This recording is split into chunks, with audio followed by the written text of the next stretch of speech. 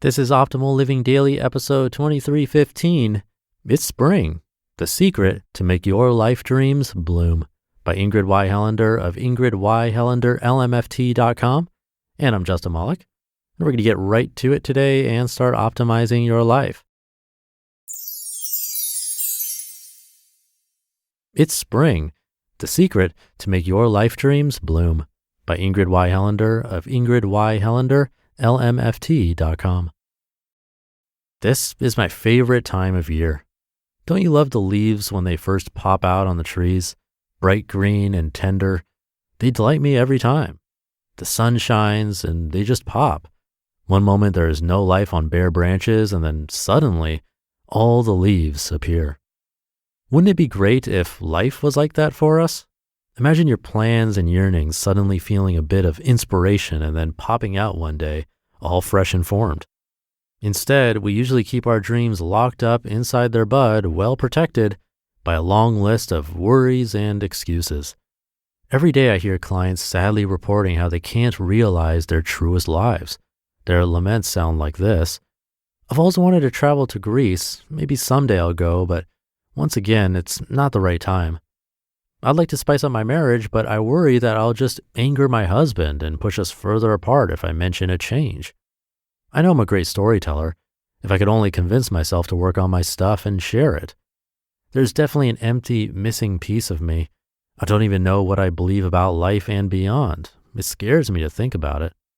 This job is killing me. It's boring, and I get no thrill from it. If only I could figure out how to move forward without a loss of income, but that's too risky. And the list continues. I understand my clients because I have my own list of yearnings that tire me with their endless poking. Our tightly woven buds of worries hold our life dreams and plans inside a safe but unsatisfying cocoon. I bet you feel the pull as well, especially when those fledgling leaves pop out on the trees and beckon us to follow suit. Inside, it's like parts of us are screaming, "Trust and do it." It's physically and emotionally painful. And take a minute and breathe. Notice the strengths and talents you secretly deep down believe about yourself. You've likely known about these tiny glimmers of inspiration all your life, but do not allow them to be seen in the light of day. Maybe you know you're meant to shine in some way. Perhaps you miss the artist or leader you were as a child. You could have a sense that your world needs something from you, like activism, peace, or love. These are your tender leaves waiting to burst forth. While looking at those luscious spring leaves the other day, I realized that since I was a child, I've known the secret to embrace and release these innermost longings. Unfortunately, I keep forgetting. My grandma Stromberg taught me this life lesson when I was just a little girl. While traveling to the Midwest by car one November, she instructed me to look at the trees on the hillsides around us. "See how they all look so pink?" she gently observed. As I really gazed at the bare forest flying by my window, I could indeed see that the overall effect was not brown or gray, but pink. "This is because of all the little red buds," she said. "People think that buds come out in the spring and then just bloom, but that is not true. The buds are on the trees at the end of summer, and then they wait for spring when they bloom." My sweet grandma was a mom and a farmer. She knew a lot about seasons and life. She also knew about hope and trust. Here's the real truth about budding. If those summer buds on the trees worried about all the cold, wind, and bleakness ahead, the pain and risk they would endure before blooming, we'd probably never have those fresh green leaves. But trees don't overthink like we do. They simply hold this promise of life in that bud and then release its beauty when the sun says go. Fortunately or unfortunately, we are not trees. We're fully capable of thinking, which is wonderful and terrible because sometimes our poor minds do not stop thinking and just allow us to bloom. This is not our fault, and our minds are only trying to keep us safe. But knowing this, what other resources can we utilize to allow those precious gifts and yearnings to emerge before we simply give up and allow our bud to drop without blooming?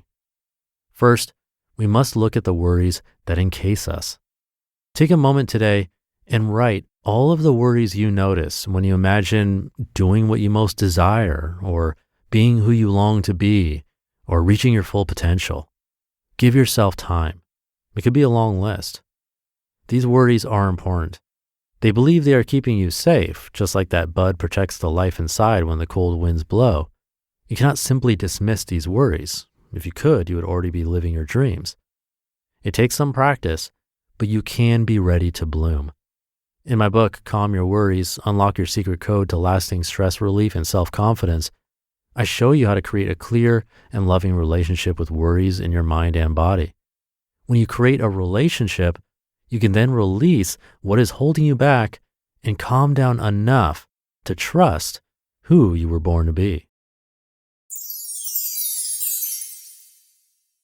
You just listened to the post titled, It's Spring, The Secret to Make Your Life Dreams Bloom by Ingrid Y. Helander of ingridyhelanderlmft.com. Thank you to Ingrid.